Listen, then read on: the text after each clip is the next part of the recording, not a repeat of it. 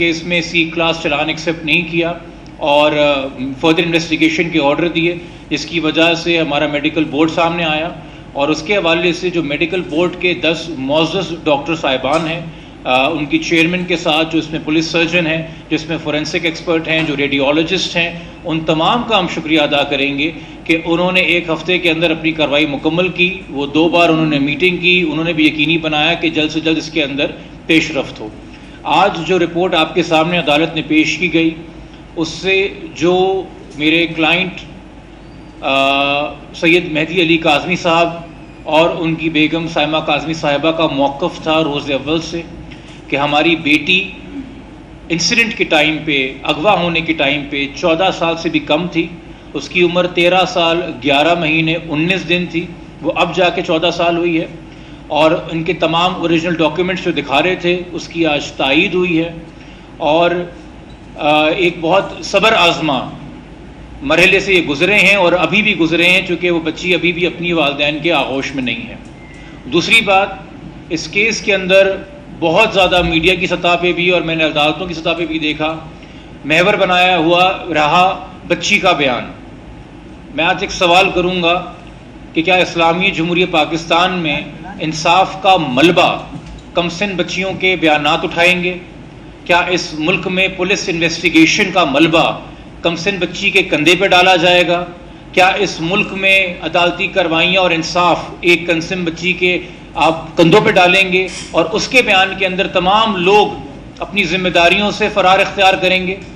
آج یہ ثابت ہوا کہ 3 عدالتوں میں بچی نے بیان دیے اور تمام بیان اس بات سے شروع ہوئے کہ میں 18 سال کی ہوں، اور پہلا جملہ ہی اس بیان کا جھوٹ ہے۔ آج یہ ثابت ہوا کہ نکاح کے اندر جو بچی کی عمر لکھی ہوئی 18 اور آگے لکھا ہوا ہے خود مختار، وہ ایک جھوٹ ہے۔ اس نکاح نامے کی ویلیڈیٹی اور وہ کن حالات میں ہوا ہے وہ بھی سوالیہ نشان ہے، اور کن دباؤ کے اندر یا کس اثر کے اندر یا کس ورغلانے کے اندر آنے کے بعد عدالتوں کو مس گائیڈ کیا گیا ہے۔ ہمارا موقف یہ کہ معزز سندھ ہائی کورٹ کے ججز کو پراپر اسسٹنس نہیں دی گئی، اور اے جی صاحب کی جانب سے بھی، اے جی سندھ کی جانب سے بھی پش کیا گیا کہ جی بچی کی سٹیٹمنٹ دیکھیے، اور پولیس نے بھی یہ موقف اختیار کیا گیا کہ بچی کی سٹیٹمنٹ دیکھیے، اور پھر ایک ایسی میڈیکل رپورٹ جو کہ پراپر نہیں تھی وہ سامنے لائی گئی، جس کی وجہ سے یہ کیس جو ہے اس نتیجے پہ پہنچا جو آپ کے سامنے آیا، جو ہم سب کے لیے ایک سوالیہ نشان تھا۔ یہ پراپر پروسیجر ہے ہمارے قانون میں اسٹیبلش ایج ڈٹرمن کرنے کا کہ ملٹیپل ایکسپرٹس بیٹھتے ہیں اور صرف آپ کی ہڈیوں کا نہیں، آپ کے دانتوں کا، آپ کے قد و خال کا، آپ کے ہارمونز کا، تمام تر انٹرنیشنل سٹینڈرڈ سے جائزہ لیا جاتا ہے، اور جب وہ کارروائی مکمل ہوئی ہے تو بچی کو قریب ترین 15 کے، یعنی کہ اب جو 14 ہم بتا رہے ہیں ڈاکیومنٹس کے مطابق، اس موقف کی تائید ہو رہی ہے۔ اسٹیج کے اوپر جب یہ بات کلیئر ہے کہ تمام ایویڈنس، وہ میڈیکل ہو یا وہ نادرہ ہو، بچی کو 16 سال سے کم انڈر 16 پلیس کر رہے ہیں، تو تعزیرات پاکستان کے تحت، پاکستان پینل کوڈ کے تحت سیکشن 361 ہو، 363 ہو یا 364 کیوں نہ ہو،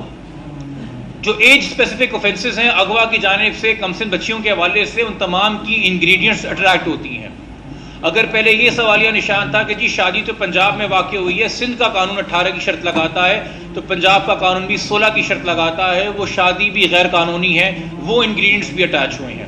مزید یہ 16 سال سے کم عمر کی بچی کسی بھی ازواجی یا جنسی رشتے کے لیے جو ہے کنسنٹ نہیں دے سکتی، تو بچی 2.5 مہینے سے بھی تھریٹ میں تھی اور ابھی بھی تھریٹ میں ہے، اور میں اگین کہوں گا اس کا تعین بچی کے بیانات دیکھ کے مت کریں۔ جہاں والدین کا موقف ہے کہ کم سن بچی کو ورگلایا گیا ہے، بار بار اس بچی کا انٹرویو کر کے، بار بار اس سے ایک سٹیٹمنٹ کروا کے، جو کہ اب سامنے ہو گیا ہے کہ ایک رٹی رٹائی بات ہے۔ بچوں کو جج نہیں کرنا ہے، ہم نے اپنے بچوں کی رہنمائی کرنی ہے، نشر و نما کرنی ہے، پرورش کرنی ہے، تربیت کرنا ہے، غلطی ہو جائے تو گائیڈ کرنا ہے، دھوکے میں آ جائیں تو نصیحت کرنی ہے۔ بچوں کا جو ان کیسز میں بازیاب ہوتے ہیں 13، 14، 15 سال عمر ہوتی ہے، ان کی پوری زندگی ان کے آگے ہوتی ہے۔ میں معاشرے سے بھی کہوں گا برائے مہربانی اگر آپ کی اولادیں نہیں ہیں تو آگے جا کے ہوگی، شفقت سے بچوں کے معاملے میں پیش آئیں، کریکٹر اسیسینیشن کسی کا نہ کریں۔ یہ ایک ٹریجڈی ہے ہر لحاظ سے یہ کیس، اس کے اندر سائیڈز پک نہ کریں۔ کل کو آپ کے ساتھ بھی کوئی ایسا واقعہ پیش آ سکتا ہے جس کے اندر آپ عدالتوں کو اور پولیس کا سر پیٹ رہے ہوں گے اور پھر اپنی بھی کہیں بھی بات کے اوپر پچھتا رہے ہوں گے۔ ہر چیز کے لیے قانون کے اندر ایک عمر طے ہے. یہ آپ کے علم میں ہونا چاہیے کہ جو لوگ اسلام کا نعرہ لگا کے اسلام کی غلط ریپرزنٹیشن دے کے مذہب کو بھی بدنام کرتے ہیں، ان کے پاس ہونا چاہیے کہ پاکستان اسلامی جمہوریہ پاکستان ہے، اس کا آئین قانون کا قرآن و سننے کے تابع ہے، اور آئین کے تحت میں لکھا ہوا ہے کہ کوئی قانون پاکستان کا غیر شرعی ہے کہ نہیں، اس کا جائزہ فیڈرل شریعت کورٹ لے گی. اور فیڈرل شریعت کورٹ 2020 میں یہ فیصلہ کر چکی ہے کہ پنجاب کا جو چائلڈ میرج لا ہے، جس میں 16 سال سے کم عمر غیر قانونی شادی ہے، وہ بالکل اسلام کے منافی نہیں ہے، غیر شرعی ہے.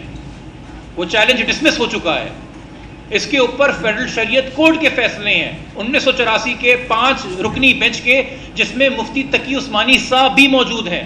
وہ فیصلہ بھی اگر میڈیا کے دوست کہیں گے میں شیئر کروں گا کہ ان حالات میں جہاں کم عمر بچیاں مغویاں بنتی ہیں اور ان کی شادی سامنے آتی ہے، اور اتنی کم عمر کی شادی سامنے آتی ہے کہ چائلڈ میرج کا لا وائلیٹ ہوتا نظر آتا ہے، وہاں عدالتیں بہت احتیاط کریں بچیوں کا اسٹیٹمنٹ ریکارڈ کرتے ہوئے، اور اس چیز کو ذہن میں رکھیں کہ بچی کس کس دباؤ میں، کس کس ڈر میں، کس کس خوف اور انفلوئنس میں ہو سکتی ہے. یہ شریعت اپیلیٹ بینچ کے ججمنٹس ہیں. یہ میری کوئی ذاتی رائے یا مہدی صاحب کا وہ ذاتی موقف نہیں ہے. اسٹیج کے اوپر جب سے اس کیس کی ذمہ داری مجھے دی گئی، روز اول سے ہم نے ایک موقف اختیار کیا جو آج تک ہمارا موقف ہے کہ ایک انتہائی غیر ذمہ دار افسر کے پاس اس کیس کی تفتیش ہے. اس کیس کے جو آئی او ہیں، جو ڈی ایس پی صاحب ہیں سی آئی اے کے، وہ 3 سے زائد بار میڈیا کے سامنے موقف اختیار کر چکے ہیں کہ جی یہ کڈنیپنگ کا کیس نہیں ہے، میرے پاس کوئی ایویڈنس نہیں ہے. وہ ایک عجیب آئی او ہیں کہ زیر تفتیش کیس میں جس میں کوگنیزیبل اوفینس لگا ہوا ہے، اور جہاں مجرم بیل لینے کو ترجیح نہیں دیتا، اس کے ساتھ وہ تصویریں کھنچوا کے اسمائلنگ فیس کے ساتھ اپلوڈ کر رہے ہوتے ہیں. یہ شرم کی بات ہے، یہ ایک تکلیف دہ بات ہے. آپ کا ذاتی موقف کوئی بھی ہو کسی حوالے سے، آپ جب پولیس کی وردی پہنتے ہیں آپ نے ملک کا قانون نافذ کرنا ہے، اور ملک کا قانون یہ کہتا ہے کہ جب انڈر انویسٹیگیشن ایک کوگنیزیبل اوفینس ہو تو بندہ اگر بیل پہ نہیں ہے تو اس کو اریسٹ کر کے جو ہے اس کا بیان ریکارڈ کیجئے، اس کو ریمانڈ کیجئے. آپ نے اس کو فری ہینڈ دیا ہوا ہے.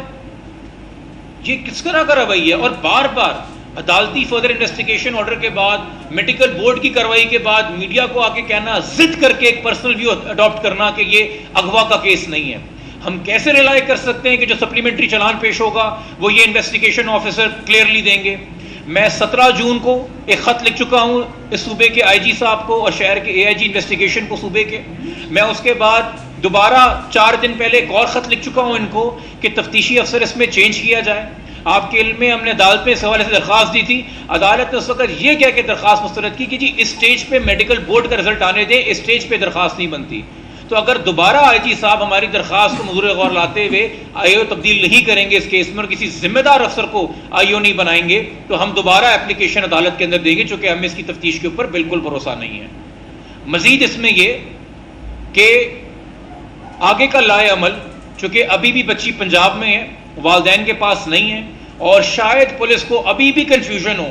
کہ جی ہائی کورٹ کا تو آرڈر ہے کہ بچی سیٹ ایٹ لبرٹی ہے، تو ہم کیا کریں. تو اس حوالے سے ہم اعلیٰ عدالتوں سے بھی فرسٹ انسٹنس کے اندر سب سے پہلے رجوع کریں گے، اور یہ آرڈر ان کے سامنے رکھیں گے، یہ میڈیکل بورڈ کی کارروائی ان کے سامنے رکھیں گے، اور ان کو ان کے فیصلوں پہ نظر ثانی کرنے کی نیو فیکٹس میں درخواست دیں گے. یہ آپ کے سامنے بات ہونی چاہیے کہ حسب بیجا کی کارروائی میں جب ہائی کورٹ آرڈر دیتا ہے، وہ جو فیکٹس ٹیبل پہ رکھے ہوتے ہیں وہ دیر اینڈ دین فائنڈنگ ہوتی ہے، وہ ٹینٹیٹیو فائنڈنگ ہوتی ہے، وہ عبوری فائنڈنگ ہوتی ہے، وہ حتمی فائنل کنکلوژن نہیں ہوتا کسی کیس کا. بچی کو سیٹ ایٹ لبرٹی کیا گیا تھا pursuant to the age certificate. یہ جملے لکھے ہوئے ہیں، وہ age certificate null and void ہو چکا ہے.